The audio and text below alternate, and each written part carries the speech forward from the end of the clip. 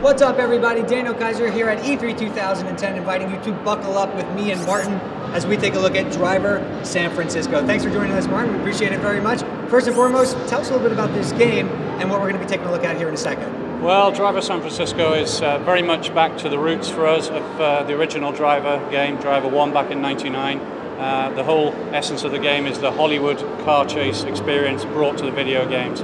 So we've very much gone back to the core of that, the roots of what made that original game so much of a unique experience. Excellent. And why San Francisco?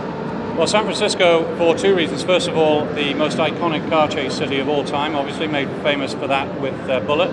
And also because the topography and the general layout of the driving styles within that city make it one of the most diverse driving cities in the US. So it gives us a lot to work with from the player's point of view. Sounds convincing to me. Let's take a look at it in action right now. So walk us through a little bit about what we're seeing. Yeah, we're seeing here, as I said, we're back to the roots here. So San Francisco, most iconic car chase city of all time.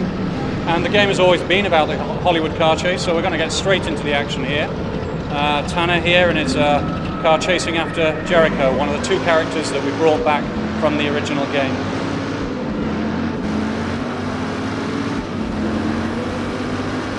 What we've done is we've brought back some of the key moments that we had in the original game. So you can see now we're going down into the classic alleyways, stacked full of garbage, plenty of stuff to smash through, burst back out onto the streets. The real intensity of the Hollywood style car chase. And we've worked really hard on the handling of the game to bring back that Driver 1 feeling. You see Tanner sliding the car in, get the back end of the car right out, that classic 70s Hollywood car chase feeling. And for the first time, actually, we've also got licensed cars. You can see here we've got real licensed cars, over 100 of them. We're using the in-car view here. It's a view used in lots of the 70s car chase movies like Bullet and French Connection and so on, really placing the driver in the action. If anyone's into their cars, this is Tanner's car here, a 1970 Dodge Challenger RT. Excellent. He gets taken out by a bus there. Obviously, we're seeing the environment play a critical component here in the gameplay. Talk a little bit about that. Yeah, absolutely. Yeah, we've got the hills of San Francisco, and oh, now that's I ducked. He crashed there. That's the end of his chase. Now, what you're seeing here, something very important I want to show here, is a new feature, innovative and game-changing feature called Shift.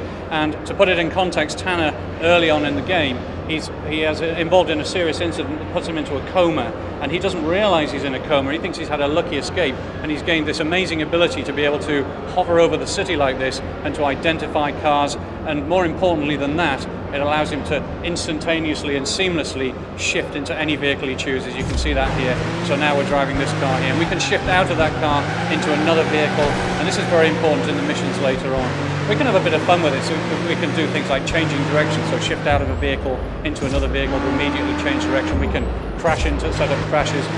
Important to note, this is not an unlimited ability. It has to be earned, and it upgrades like this. We can now see more of the city as we upgrade, more of the cars, select them from up here, and ultimately it upgrades to the point where we can see the whole of the city in its entirety. So we've got all 208 miles of road that you can drive, and this is where we show how much of the diversity there is. And there's lives in this city. It's not just an empty city. It's full of interesting life, interesting characters, and Shift is your key to accessing all of this.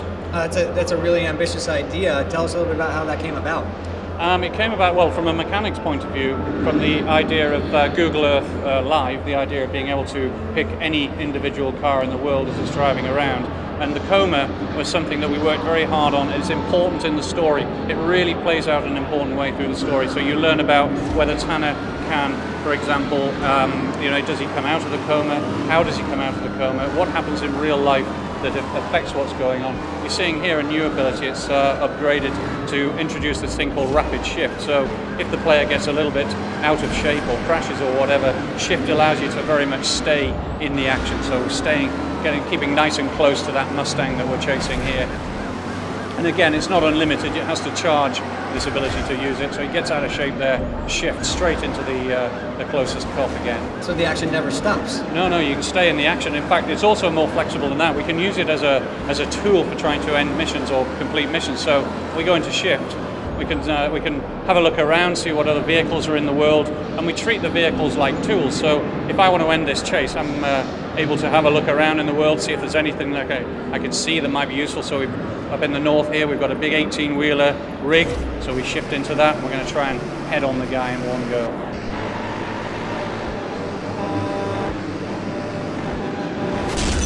There we go, and that's what the Shift is all about. It's all about using the traffic as tools, but it's entirely optional. If you want to play like Driver 1 and just be in the car and enjoy that driving experience, then you're able to do that too. It looks pretty intense. Where is the game at in development right now, and do you have a target release date? Yeah, I mean, it's been a long development. We've been around 4 years in development because all the tech involved in the game is proprietary. We don't take any of the off-the-shelf tools. This is all built from the ground up, and we are releasing this Christmas on PlayStation 3, Xbox 360, PC and Mac, and also there's a Wii game as well, which is a different story, but a Wii all simultaneous release. And are there plans for a demo for people to get their hands on it before it releases? I'm sure there'll be a demo. We've got our heads really stuck in trying to finish the main game at the moment, but I'm sure there'll be a demo. Well, you'll be in the driver's seat sooner rather than later, it sounds like. Thanks so much for your time, Martin. For more on Driver San Francisco, head over to GameTrailers.com.